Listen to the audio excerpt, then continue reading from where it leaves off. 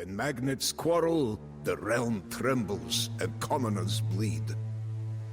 My beloved Bohemia has been enveloped by a grim shadow, led by the devious and cruel Heinrich of Rosenberg.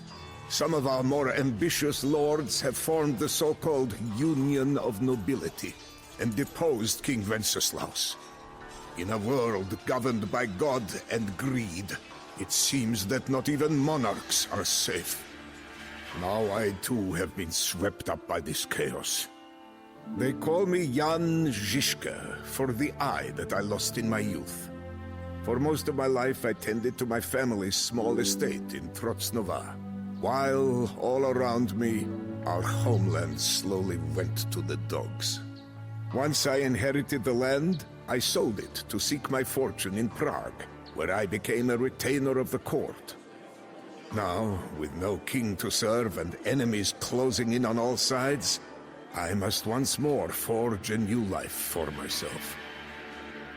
Having gathered what little I own, I set out into the country. There, in this vibrant land of verdant forests, majestic mountains, and rushing rivers, I shall seek out those bold men who would join me in a desperate battle against this foul tyranny. My enemies take me for a fool, mocking me as one-eyed Zizka, but it is they who cannot see. Like the one-eyed god of whom the men in the far north tell tales, I have a talent for the art of war. It is strangely gratifying to destroy the livelihoods of those who have extinguished your own. Yet, life on the road as a hired sword is perilous. When you walk the edge of a knife, any error may prove fatal. While I was busy razing the Rosenberg fortress to a smoldering ruin, Heinrich's forces captured a mercenary band led by my own brother. For refusing to give us up, he was cruelly slain along with his men. I came too late to rescue him, and my rash decision left me chained in a cell, awaiting my grim fate. I can only pray to God that I might prove as steadfast and unyielding in the face of torment and death as my brother was.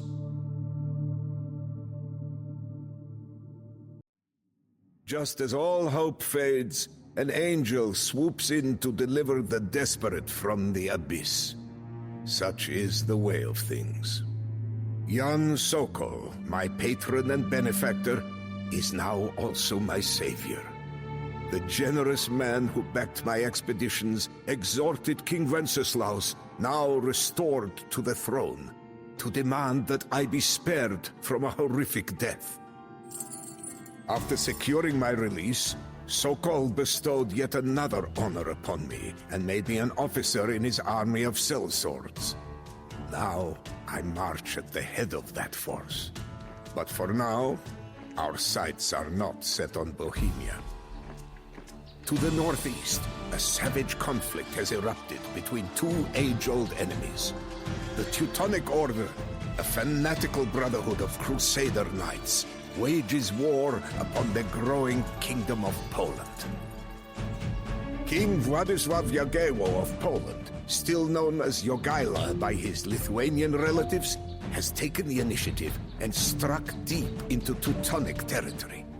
Knowing that his Polish and Lithuanian army is not enough to achieve his ambitions, he has enlisted our famed company of Bohemian mercenaries. We are among the best swords in Europe, but the Teutonic Knights and their Crusader allies are a formidable match.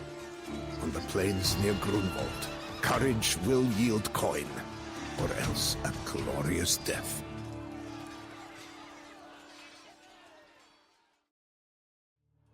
Our victory was terrible, but great.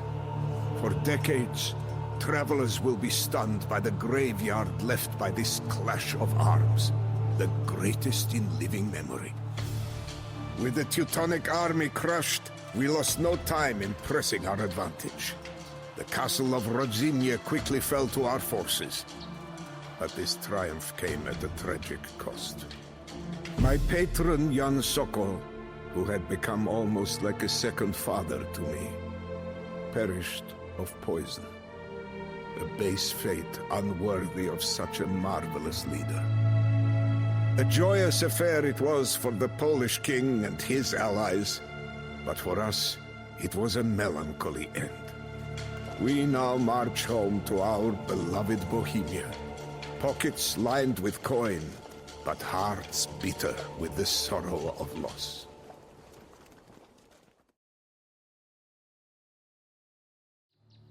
Despite my skill as a commander, I cannot say that I am a great man. But I was fortunate to be alive at the same time as one, and even luckier to join his ranks. That man was the reformer, Jan Hus. Hus saw through the hypocrisies of our leaders and criticized them openly. The clergy and nobility, he said, exploited the common folk and denied them the wine in the holy act of communion. He was fearless, and the Pope was terrified of him.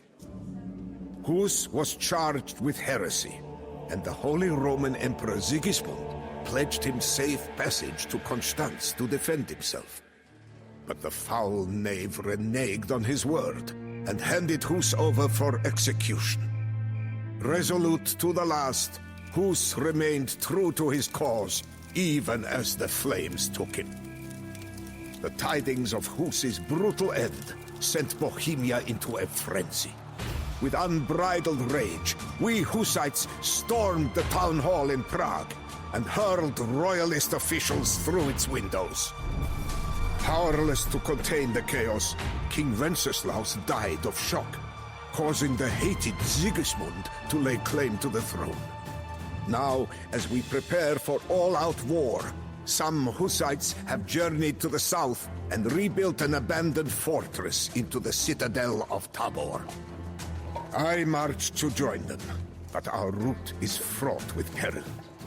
A league of ruthless noblemen known as the Iron Lords have sworn death to any Hussite that they meet, and most of our army consists of untrained peasants, men, and even some women who have never seen a day of battle. If we are to survive an onslaught of armored knights, these untrained commoners will have to turn wagons into weapons and fight in a way never seen before.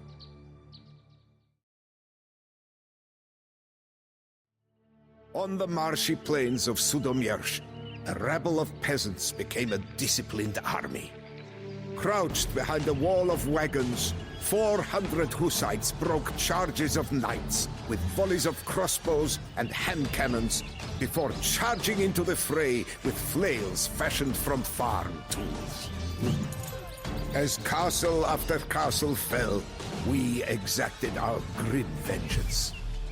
Only one man survived our sack of sedlets, a lord to whom we offered freedom on the condition that he lop off the heads of the other 5 noblemen standing beside him. Within the smithies and arsenals of the Iron Lords lay enough weapons to equip a small army. As my Hussites took these arms in their hands, I watched a force of commoners begin to realize the previously unimaginable. With faith, discipline, and my astute leadership on the battlefield, the Hussite movement could defy knights, nobles, and even an emperor.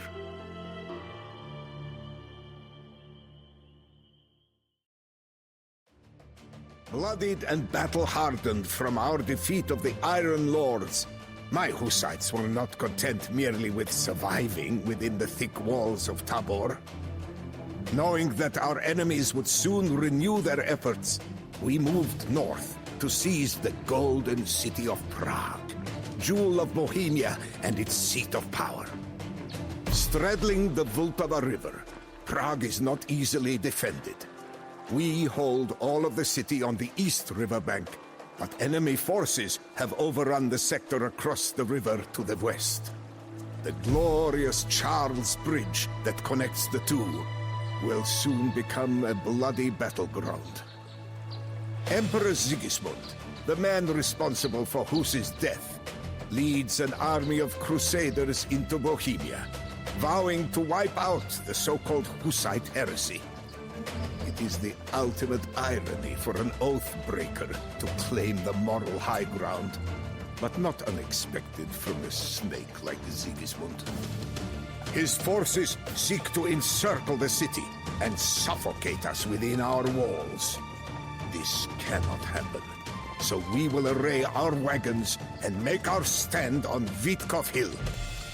These fanatical crusaders can keep Rome for all I care, but they will never claim our beloved Prague. Into the battle line for Hus and dearest Bohemia!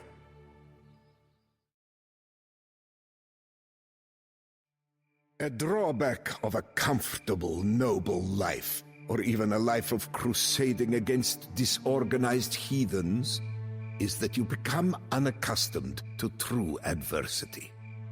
As they faced our new, unconventional battle tactics, the armies of Sigismund were a relic of a bygone age, and they melted away like snow in the sweltering heat of the summer sun. Failing to break through our line of wagons, the enemy forces were hurled back by a fierce counterattack.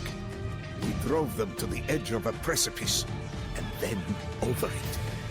Sigismund will return, I am sure, but for now, we have humiliated him. One image from the battle is etched into my mind. That of a fearless woman who led a defiant charge in the heat of battle, martyring herself in defense of our cause. Her name may be unknown, but her legend will live on forever.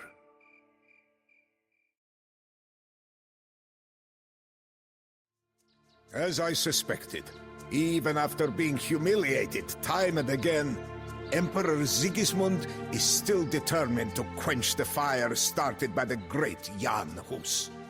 That two-faced scoundrel invades Bohemia once more with an army of crusaders.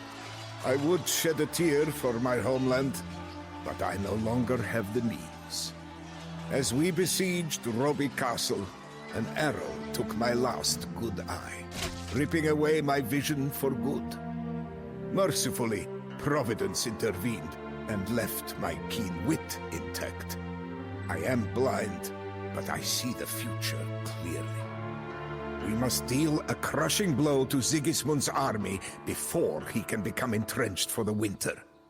The bird first out of bed is the earliest fed, as it were, and Sigismund's wit is softened with delusions of grandeur. Our first target is Kutna Hora, a town famed for its silver deposits, but infamous for the local nobility's custom of hurling Hussites down mine shafts. Soon retribution shall be meted out to these fiends for their cruelty to our brethren. Sigismund is not alone, however. Riding with him is the fiery Zawisza the Black, our former comrade at Grunwald and bane of the Teutonic Order. I shall spare Zawisza for old time's sake, but any other invading scum can expect justice from the barrel of a firearm and the head of a mace. I may be blind, but my mind's eye sees all. And there are few things quite so sweet as witnessing an overconfident fool like Sigismund degenerate into a despondent wretch. His frustration is my elation. His despair, the question that I would spend the rest of my days answering if I could. As the battle unfolded, I could all but see the determination of loyal Hussites as they fixed the Taraznitse guns to the wagons. The volleys of bolts and bullets that tore through Sigismund's ranks, and the torrents of blood that stained the once pure blanket of snow a deep scarlet. I could even picture Zawisza's wry grin as he mused that a blind man had taught him a crucial lesson that no one else could. To to expect the unexpected. With Zawisza ransomed home to Poland and Sigismund finally beaten back, I sense that Jan Hus's dream of a free, righteous Bohemia is close to becoming a reality.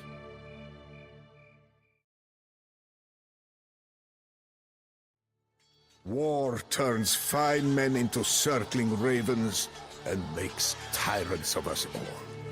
The faithless falter, and new enemies rise as old ones fall. With Sigismund gone, I turned to smashing the few remaining pockets of royalist resistance. The Hussite dream of a Bohemia independent from the grip of foreign imperial powers was nearly achieved, when misfortune struck us once more. Jealous of my success on the field of battle, and lusting after the power that I have justly earned, a faction of Hussites in Prague turned from the righteous path and made a deal with the devil. Now they march in league with the royalist armies and call on Sigismund to return.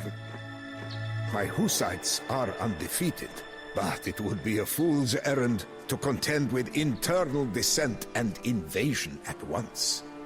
I have appealed to my former comrades in Poland and Lithuania for help, and one man and his army have answered the call. Zygmantas Korybut, an ambitious young duke with a fierce love for our cause. We have come far already, and our mission to bring freedom, peace, and justice to our beloved homeland will not be stopped now. With our eastern allies by our side, we shall smite the royalist oppressors in the north, while our Hussite allies in Tabor strike out from the west. Once more, we shall unify this broken land and remind Sigismund that the Hussites are no mere peasant rabble to be oppressed and trampled. If he enters Bohemia again, he will face the wrath of men inspired by the soul of the martyr Jan Hus, and see that Jan Zizka, warrior of God, still leads this unconquerable army. With the rival Hussite factions reconciled and the royalists defeated, nothing stands in our way. We will honor Jan Hus by building a Bohemia free from the corruption of the Church in Rome and the avaricious talons of foreign emperors. Yet I, Jan Zizka, will not be there in earthly form to see it. To everything there is a season, and a time for every purpose under heaven. And my time under the sun is nearly over. Even now, I can feel the bubonic plague coursing through my veins, swiftly stripping the warmth and life from my aged bones. Ye who are warriors of God, hear my dying wish. After I expire, you will flay the skin from my corpse and use it to build the drums to whose beat this army will march henceforth. When our enemies hear the ominous din of those drums, and the joyous clamor of thousands of valorous Hussites singing battle hymns, they will know one dreadful truth. Jan Zizka still leads this army from beyond the grave.